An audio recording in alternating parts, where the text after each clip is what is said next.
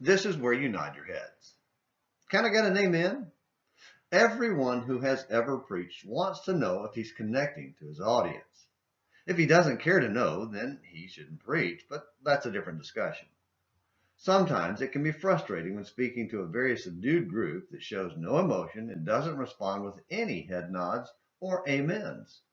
Some call those the frozen chosen.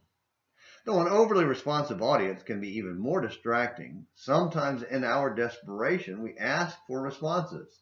And if no one reacts visibly or audibly, we can get even more desperate.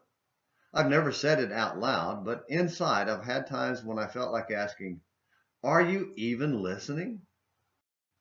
In the overall scheme of life, those moments, while personally disappointing, are not worthy of a Sunday's Struggles edition of Morning Minutes in the Bible on An American Missionary. But when we feel like God has tuned us out and is not listening, then that's a struggle demanding attention. Which is why we're turning back to the Lord's cry on the cross. My God, why have you forsaken me? And its original source, Psalm 22.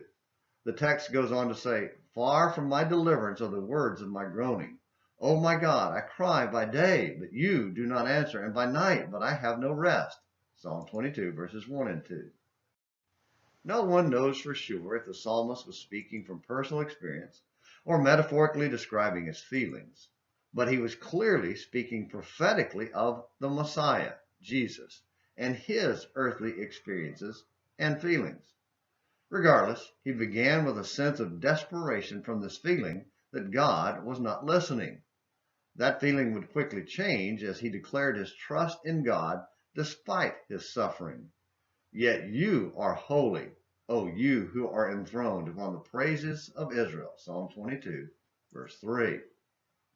Perhaps that's your Sunday's struggle, or Mondays or Tuesdays for that matter. Maybe even now you're wrestling with the feeling that God doesn't hear or care about you.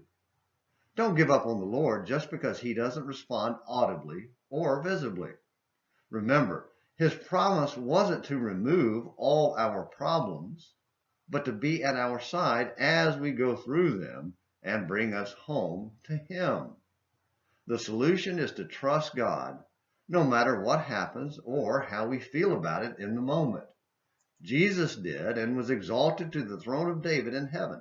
Acts 2, verse 36, and Hebrews 12, verse 2. The saints did and died and were exalted with him. Hebrews 11. And if they did, then so can you. Hebrews 12, verses 1 through 3. Thank you for watching this Sunday Struggles edition of Morning Minutes in the Bible on An American Missionary. And remember, God hears and cares about you. Until next time, this is James McClenny hoping you have a great day.